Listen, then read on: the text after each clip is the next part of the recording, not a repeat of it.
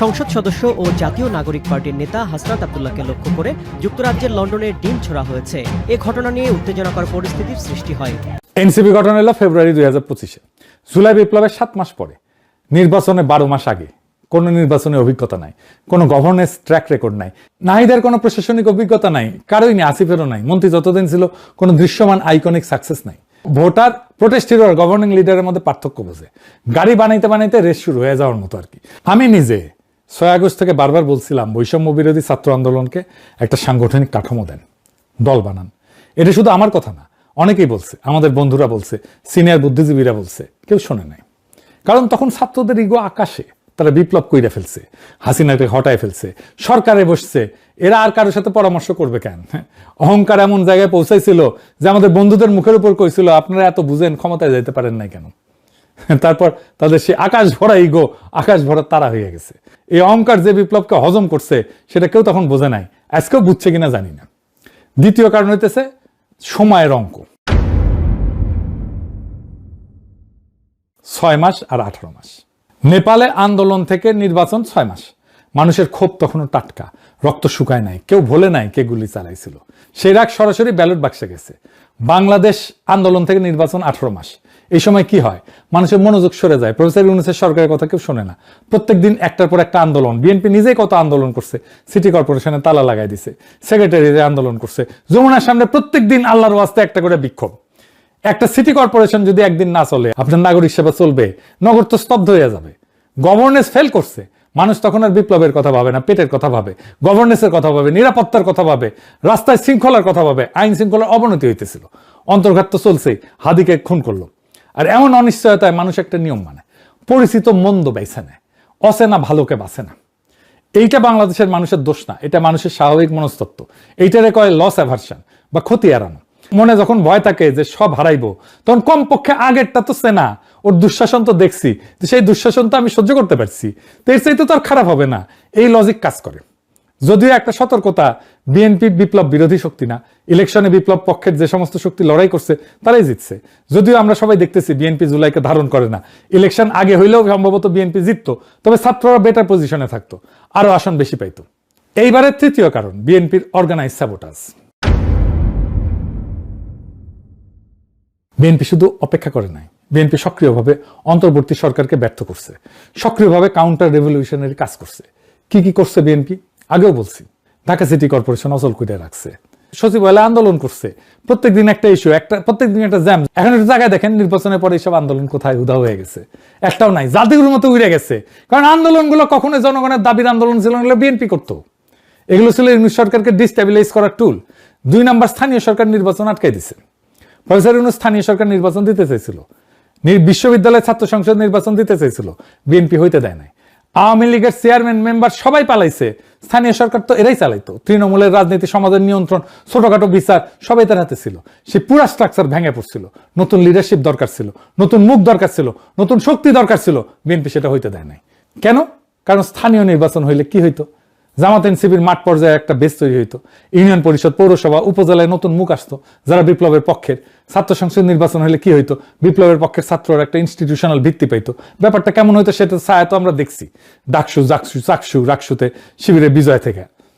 সেটা যদি পুরা দেশের ইউনিয়নে হইতো, কি হইতো ভাবেন? বিএনপি এটা জানতো। তাই ইন্টারমিডিয়েট ইনস্টিটিউশন তৈরির আগেই জাতীয় নির্বাচন চাইতেছিল। সিভিল মিলিটারি ব্যুরোর কাছে ভয় পেয়ে গেছে যে এইখানে Awami League, BNP, India West এক হয়ে গেছে, এই রে ব্যাপার বুঝি, জামাতে ইসলাম ক্ষমতায় চলে আসলো। বিএনপির তো একটা ক্যাডার নেটওয়ার্ক আছে, তার সাথে আওয়ামী লীগের মাঠের কর্মীরা যুক্ত হয়েছে। ছাত্রলীগ, যুবলীগ সব বিএনপিতে ভিড়ে গেছে। আমিও দেখাইছি অনেক ভিডিওতে, বিএনপির ক্যাম্পেইন করতেছে, নিজেরাই বলতেছে আমরা আওয়ামী লীগ, এখন বিএনপি হয়েছি। সকল বাংলাদেশের আনাচে কানাচে যত শ্রমিক আছে তাদের ন্যায্য অধিকার সবরত আমরা চাই, নির্যাতন নয়, আমরা চাই অধিকার, অধিকার, অধিকার। জয় বাংলা। ধন্যবাদ, ধন্যবাদ। বাংলাদেশ জিন্দাবাদ, জাতীয়বাদী। এই বিএনপির মাঠের লোকের অভাব হয় নাই, ইউনিয়ন পর্যায়ে সংগঠন আছে, কিন্তু 1 বছর পুরনো এনসিপি সেটা নাই। এটা একটা ক্লাসিক কাউন্টার রেভলিউশনারি কৌশল। এটা আমার কথা না, ইতিহাসে বারবার এটা দেখাইছে। বিপ্লবের পরে 2টা জিনিস একসাথে রেস করে, এক নতুন শক্তির ইনস্টিটিউশন বিল্ডিং, 2 পুরানো শক্তির কামব্যাক। যে আগে শেষ করে সেই জেটে। 2 শক্তির কাজ কি? স্থানীয় নির্বাচনে জিতে বেস বাড়ানো, ছাত্র সংসদের নিচে ক্যাম্পাস দখল করা, মাঠে ক্যাডার তৈরি করা, এটা সময় লাগে। পুরোনো শক্তির কাজ কি? এই বেস বানানোর আগেই জাতীয় নির্বাচনে নিয়ে যাওয়া, যেখানে তাদের আগে থেকে থাকা 35 বছরের নেটওয়ার্ক কাজ করবে। বিএনপি ঠিক এইটাই করছে।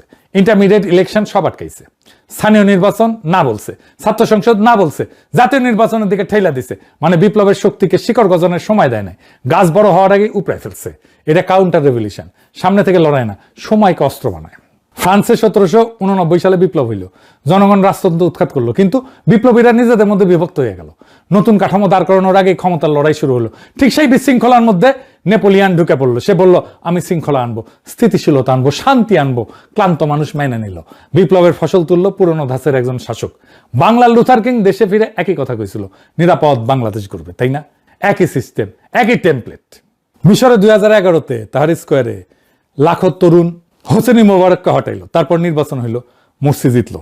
কিন্তু পুরনো সেনাবাহিনী, পুরনো আমলাতন্ত্র, পুরনো ব্যবসায়ী গোষ্ঠী, এরা সবাই মিলে মুরসিকে অচল করে দিল। তারপর সিসি আসলো, সামরিক অভ্যুত্থান হইল, আর বলল আমি স্থিতিশীলতা। তার স্কোয়ারের তরুণরা, তারা আজ কারাগারে, নির্বাসনে অথবা নীরব। প্যাটার্নটা বুঝতে পারছেন? বিপ্লবের পরে পুরনো শক্তি কখনো সামনে থেকে লড়ে না, তারা অপেক্ষা করে, বিপ্লবীদের বিভক্ত হইতে দেয়, ক্লান্ত হইতে দেয়, ভুল করতে দেয়, তারপর স্থিতিশীলতার মুখোশ পইরা ফিরে আসে। বাংলাদেশে বিএনপি ঠিক এই কাজটাই করছে, শুধু সামরিক অভ্যুত্থানের বদলে নির্বাচনী পথে। তারেক রহমান স্থিতিশীলতার কথা বলছে, শান্তির কথা বলছে, ক্লান্ত দেশের মানুষ মাইনে নিছে। এরপর 4 নম্বর কারণ, বিএনপি 209 আসন পাইল কিভাবে? আওয়ামী লীগ তো নিষিদ্ধ, তাহলে এই ভোটগুলা কোথায় গেল? উত্তরটা আপনাদের জানা।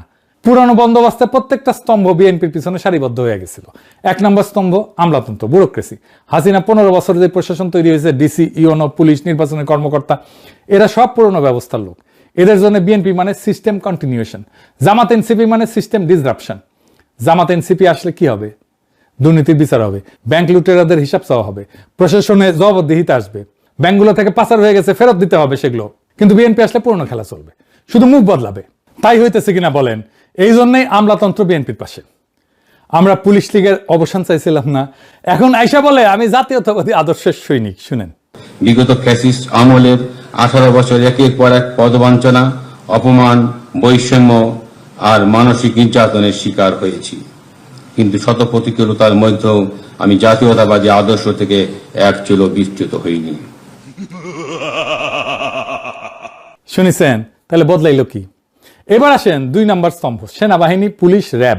জুলাই অভ্যুত্থানে সেনাবাহিনী, পুলিশ, র্যাব এদের অনেকের হাতে মানবতা বিরোধী অপরাধের রক্ত লাগিছে, নিরস্ত্র মানুষের উপর গুলি চালানো হয়েছে। তার আগে গুম খুনের অভিযোগ তো আছে সেনাবাহিনীর জেনারেলদের বিরুদ্ধে। এই অপরাধের বিচার হইলে কারা কাঠগড়ায় দাঁড়াবে? এদের কর্তা ব্যক্তিরা। তাই এরা বিচার হইতে দিতে রাজি না। ইউনূস সরকারকে এরা পদে পদে অসহযোগিতা করছে, আয়নাঘর পর্যন্ত ভিজিট করতে দেয় নাই। তাই তারা বিএনপির সাথে একটা আন্ডারস্ট্যান্ডিং করে ফেলছে, তোমাদেরকে আমরা ক্ষমতায় পৌঁছে দেব, তোমরা আমাদের বিচার করবা না। এখন আসেন নেপালের সাথে তুলনা করেন। নেপালের সেনাপ্রধান আন্দোলনকারীদের জিজ্ঞেস করতেছে তোমরা কাকে চাও? নেপালের সেনাপ্রধান ফ্যাসিলিটেটর, বাংলাদেশের সেনাপ্রধান ইন্টারেস্টেড স্টেক হোল্ডার। এই পার্থক্যটা শুধু ব্যক্তির না, এটা অভ্যুত্থানের মৌলিক গড়নের পার্থক্য। নেপালের সেনাবাহিনীর হাতে গণহত্যার দাগ আগে থেকে ছিল না, বাংলাদেশের সেনাবাহিনীর হাতে ছিল। 3 নম্বর স্তম্ভ কি? এলিট স্ট্যাবলিশমেন্ট, ব্যবসায়ী গোষ্ঠী, সুশীল সমাজের একাংশ, মিডিয়া, এমনকি ইউনূস সরকারের উপদেষ্টা পরিষদের অনেকে। এরা ভিতরে বৈশা বিপ্লবের এজেন্ডাকে দুর্বল করছে, বিএনপির সাথে একটা ব্রিজ রেখা দিচ্ছে, সিগন্যাল পাঠাইছে আমরা তোমাদের পক্ষে আছি। নির্বাচনের পর বিএনপি এদের পুরস্কৃত করছে। এই যে খলিলুর রহমান, সে প্রত্যেকটা কন্ট্রাক্ট হয়েছে, তাদেরকে বলছে তারেক রহমানের সাথে যান, আমি নিয়ে যাইতেছি, নিয়ে গেছে। সেই জন্যই তো তারা পররাষ্ট্রমন্ত্রী বানাইছে।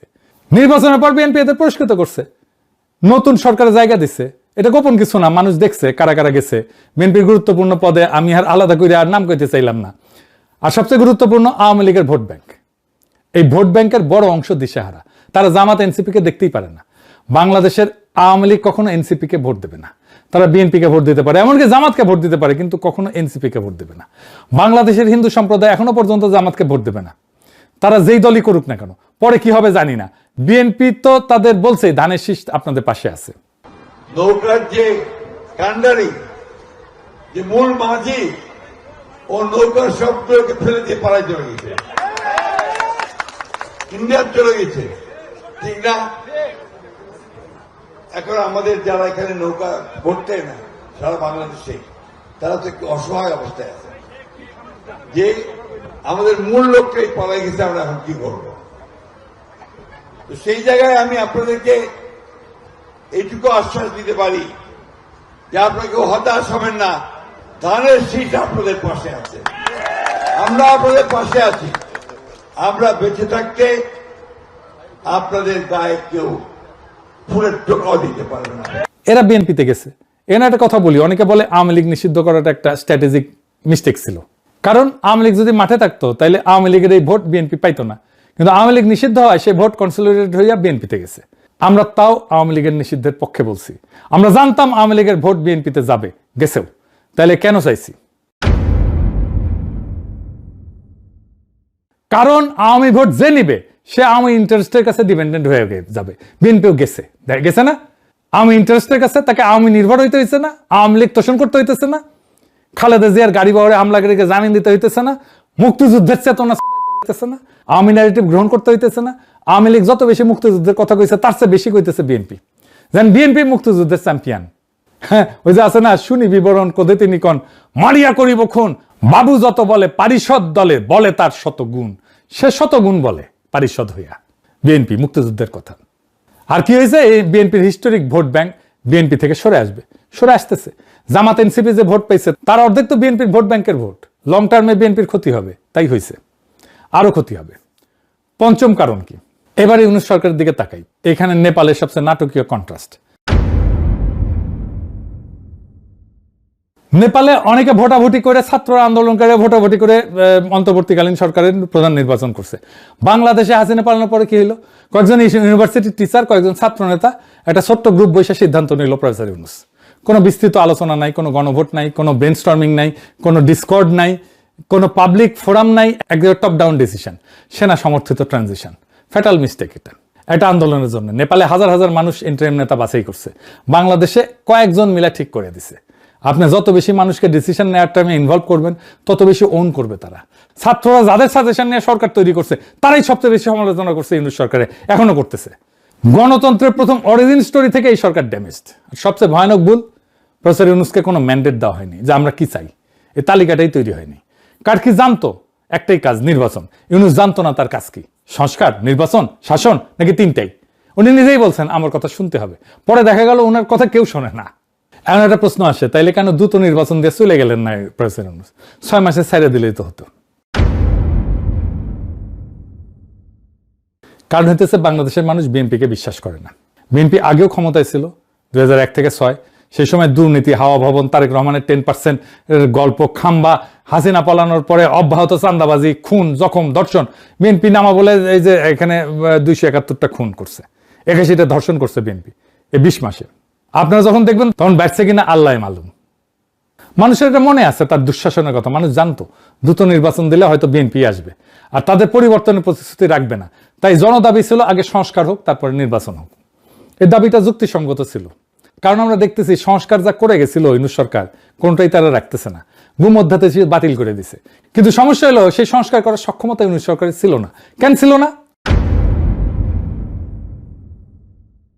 কারণ ইউনূস সরকারের উপদেষ্টা পরিষদে বসানো হয়েছিল এমন সব মানুষদের যাদের সাথে জুলাই বিপ্লবের ন্যূনতম কোনো সম্পর্ক নেই, বিপ্লবের প্রতি কমিটমেন্ট নাই, পলিটিক্যাল ক্যাপিটাল নাই, জনভিত্তি নাই, সংগঠন নাই, রাজনৈতিক পেশি নাই, পলিটিক্যাল মাসল নাই। একজন উপদেষ্টা দেখেন তো যার ফলোয়ার আছে? নাই। কারণ এরা সব টেকনোক্র্যাট, এনজিওর লোক, তার উপরে বেশিরভাগই বুড়া। প্রফেসর ইউনূস ওনার ওয়াইফের ডাক্তারকে উপদেষ্টা বানাইছেন। হ্যাঁ, চিন্তা করেন, এরা হয়তো চিন্তাশীল বা ইন্টেলিজেন্ট মানুষ, কিন্তু এক্সিকিউটর না। ফলে কঠিন রাজনৈতিক সিদ্ধান্ত নেওয়ার সময় এরা পিছিয়ে যেত, আর এক্সিকিউট করতে গেলে হাসিনা আমলে ব্যুরোক্রেসি বাধা দিত। কারণ সেই ব্যুরোক্রেসি কোনো কারণ নাই বিপ্লব সফল করার। আর বিপ্লবের আসল শক্তি প্রাইভেট বিশ্ববিদ্যালয়ের ছাত্রছাত্রী, তরুণ নারীরা, সোশ্যাল মিডিয়া অ্যাক্টিভিস্ট, গার্মেন্টস শ্রমিক, রিক্সাওয়ালা, দিনমজুর, মাদ্রাসা ছাত্র, আলেম, এদের কাউকে কাছে টানা হয়নি। আলেমদের মামলাগুলো পর্যন্ত তোলা হয়নি সব। ইউনূস সরকার শুধু ছাত্রদের একটা অংশ আর টেকনোক্রেট দিয়ে চলছে। পলিটিক্যাল বেস ছিল অত্যন্ত সংকীর্ণ। অল্প বয়সী ছাত্ররা সরকারে গেছে, 27 বছরের নাহিদ, 26 বছরের আসিফ, এদের কাঁধে পুরো রাষ্ট্রের ভার। কোনো এক্সপিরিয়েন্স নাই, কোনো প্রোটেক্টিভ শিল্ড নাই, কোনো ইনস্টিটিউশনাল সাপোর্ট নাই, কোনো ম্যানেজারিয়াল ক্যাপাসিটি নাই। ছাত্রদের বাদ দেন, আমি আসিফ নজরুলকে শিখাইছি আইজেনহাওয়ার ম্যাট্রিক্স কি, কারণ উনি টাইম ম্যানেজমেন্ট করতে পারতেছিলেন না। উনি কইতেছিলেন না যে সারাদিন কাজ করেন উনি, কেন সারাদিন কেন কাজ করতে হবে একজন উপদেষ্টার? এই ম্যানেজারিয়াল ক্যাপাসিটি না থাকার কারণে প্রত্যেকটা ভুল এদের নামে চলে যেত। সাধারণ মানুষ দেখছে এরা আগের চেয়ে ভালো কিছু করতে পারতেছে না, বরং উল্টা এদের নামে দুর্নীতি, চাঁদাবাজির অভিযোগ। আমি জাজমেন্ট দেবো না, কিন্তু পারসেপশন তৈরি হয়েছে তো। আর এই পারসেপশন সামলানোর কোনো ক্যাপাসিটি এনসিপির ছিল না, কারণ আমি আগেই কইছি তারা প্রোটেস্ট হিরো, গভর্নিং লিডার না। এই দুইটা সম্পূর্ণ আলাদা স্কিল সেট। এখানে আর একটা গভীর সমস্যা ছিল, ছাত্রদের একাংশের মধ্যে একটা আত্মম্ভরিত তৈরি হয়েছিল, বিশেষ করে মাহফুজের মধ্যে। তারা মনে করতো যে বিপ্লব তারাই নির্মাণ করছে, কিন্তু বাস্তবতা কি? বাস্তবতা হলো ছাত্ররা বারুদে আগুন ধরায় দিছিল, এটাই যথেষ্ট ছিল, এটাই ঐতিহাসিক ছিল। কিন্তু সেই আগুনকে বিপ্লবের রূপ দিয়েছে সাধারণ মানুষ, রিক্সাওয়ালা, দিনমজুর, গার্মেন্টস শ্রমিক, মাদ্রাসা ছাত্র, গৃহিণী, যারা কোনো নির্দেশনা ছাড়াই রাস্তায় নামে আসছিল। এরা তো ছাত্র নেতাদের নির্দেশে আসে নাই, নিজের তাগিদে আসছে। এটা ছিল একটা লিডারলেস এক্সপ্লোশন, এবং সেটাই ছিল এর সবচেয়ে বড় শক্তি। কিন্তু ছাত্র নেতারা মনে করলো এটা তাদের নেতৃত্বের ফসল। এই ভুল ধারণা থেকে তারা নিজেদের বিপ্লবের মালিক ভাবলো। আর মালিকানা বোধের পরিণতি কি? অন্যদের শেয়ার দিতে অনীহা, পরামর্শ নিতে অনিচ্ছা, নিজের ভুলকে অ্যাডমিট করতে অক্ষমতা। ইউনিট সরকার ব্যুরোক্রেসিকে সামলাইতে পারে নাই, যদি এটা সামলানো 1-2 এর ব্যাপার ছিল। এই টেকনোক্রেটরা ল অফ অ্যাডমিনিস্ট্রেশন বোঝে, কিন্তু পলিটিক্যাল পাওয়ার বোঝে না। পলিটিক্যাল পাওয়ার মানে কাকে ভয় দেখায়, কাকে বন্ধু বানাইতে হবে, কোথায় চাপ দিলে কোন জিনিস ব্যাড হবে, কার বিরুদ্ধে শাস্তির ভয় দেখাইলে লাইনে আসবে। এইটা বিএনপি বোঝে, আওয়ামী লীগ বোঝে, ইউনিট সরকার বুঝতো না, জামাত এনসিও বুঝে না। ফলে স্থানীয় পর্যায়ে সোশ্যাল কন্ট্রোল যেটা ভ্যাকুয়াম পড়ছিল, সেটা পূরণ করছে বিএনপির ক্যাডাররা। এবার আসেন 6 নম্বর কারণ। নেপালে কোন দলের ইনস্টিটিউশনাল গ্রিপ বাংলাদেশের মতো গভীর ছিল না। মানে প্রশাসনের মধ্যে দলের ক্যাডার ছিল না কারোই। 14টা সরকার, 8টা প্রধানমন্ত্রী হয়, কোন দল 5 বছর থেকে না, তাহলে 3টা বড় দলের মধ্যে ভোট ছড়ানো ছিল, ক্যাডার নেটওয়ার্ক দুর্বল ছিল, তাই নতুন দলের জন্য জায়গা ছিল। বাংলাদেশে আওয়ামী লীগ আর বিএনপি 56 বছর ধরে পালাক্রমে শাসন করছে। প্রত্যেক ইউনিয়নে, প্রত্যেক ওয়ার্ডে, প্রত্যেক বাজারে 2 দলের লোক আছে। ছাত্রদল, ছাত্রলীগ, বিশ্ববিদ্যালয় থেকে ইউনিয়ন পর্যন্ত একটা ফিডার সিস্টেম তৈরি করছে। এই ডুওপলি, এটা ভাঙা সহজ কাজ না। আওয়ামী লীগ নিষিদ্ধ হয়, সে ভোট ব্যাংক তৃতীয় শক্তিতে না যায় বিএনপিতে কনসলিডেট করছে। 2 দেশে 2টা আলাদা চক্র। নেপালে কাজ করছে ভার্চুয়াস সাইকেল, দ্রুত নির্বাচন, রাগ ঠান্ডা হয় নাই, ক্ষোভ ঠান্ডা হয় নাই, পুরনো দলের স্যাবোটাজের সময় নাই, রেডিমেড দল আছে, প্রুভেন নেতা আছে, ফ্র্যাগমেন্টেড পার্টি সিস্টেমে নতুন দলের জায়গা ছিল, ভোটে জিতছে। বাংলাদেশে কাজ করছে একটা ভিশাস সাইকেল। ইউনুসের কোনো ম্যান্ডেট নাই, তাকে নির্বাচন করার সময় কোনো আলোচনা হয়নি, দীর্ঘ অন্তর্বর্তী পর্ব, মানুষ বিএনপিকে বিশ্বাস করে না, কিন্তু সংস্কারের সক্ষমতা নাই, বিএনপির অ্যাক্টিভ স্যাবোটাজ, স্থানীয় নির্বাচন, ছাত্র সংসদ আটকানো, নতুন শক্তির বেস তৈরি হয় নাই, সরকারে যাওয়া ছাত্ররা গভর্নিং ইমেজ তৈরি করতে ব্যর্থ হয়েছে, আত্মম্ভরিতায় বিপ্লবের বিস্তৃত বৃত্তকে কাছে টানে নাই, সেনাবাহিনী, প্রশাসন, এলিট সবাই বিএনপির পিছনে দাঁড়াইছে, আওয়ামী লীগ নিষিদ্ধ হয়, ভোট কনসলিডেট হয়েছে, বিএনপিতে গেছে, মোমেন্টাম শেষ, পুরনো দল দিচ্ছে। এটা একটা ধারাবাহিক সেন। একটা লিগ ভাঙলেও ফলাফল ভিন্ন হইতো। তাইলে বাংলাদেশ কি হাইরা গেছে? না, বাংলাদেশের বিপ্লব হারে নাই, বিপ্লবকে হারানো হয়েছে। এটা কোনো ন্যাচারাল ফেইলিয়র না, এটা একটা অর্গানাইজড কাউন্টার রেভলিউশন। বিপ্লব শেষ হয় নাই, বিপ্লবের প্রথম অধ্যায় শেষ হয়েছে। প্রথম অধ্যায়ে আমরা ফ্যাসিবাদ উপড়াইছি, দ্বিতীয় অধ্যায়ে আমাদের নতুন রাষ্ট্র করতে হবে। 2 অধ্যায়ের স্কিল আলাদা। প্রথম অধ্যায়ে লাগছে সাহস, দ্বিতীয় অধ্যায়ে লাগবে ধৈর্য। সাহস আপনাদের ছিল আমি মানি, কিন্তু ধৈর্য থাকবে তো। দ্বিতীয় অধ্যায়ের কলম এখনো তরুণদের হাতেই আছে, কিন্তু কলম থাকলেই লেখা যায় না, ইতিহাস সেটা শিখাই দিছে। তারা কি লিখবে, নাকি কলম হাতে বিলাপ করতে করতে আর একটা কলমধারী তাদের জায়গা নিয়ে নেবে? এই প্রশ্নের উত্তর তাদেরকেই দিতে হবে। আমাদের কাজ, আমরা দেখে যাব, আলোচনা করব, ভুল দেখাই দেব, এবং যখন তারা ঠিক পথে আসবে পিছনে দাঁড়াবো, সমর্থন করব। বাংলাদেশ তো জাগতেছে। নাসিরউদ্দিন পাটোয়ারিকে দেখেন, যেখানে যাইতেছে জনসমুদ্র হইতেছে। এখন সেই সবচেয়ে জনপ্রিয় তরুণ নেতা, মানুষ আসতেছে, ভরসা করার মতো নেতা চাইতেছে। তারা নাসিরউদ্দিন পাটোয়ারিকে পাইছে, পাইয়াই তাকে আঁকড়ায় ধরতেছে। এইভাবেই যারা যাবে তাদেরকে আঁকড়ায় ধরবে। সারা বাংলাদেশকে জাগাইতে হবে এভাবেই। সেটাই আমাদের আজাদি, সেটাই আমাদের বিপ্লবের পূর্ণতা। ইনকিলাব জিন্দাবাদ।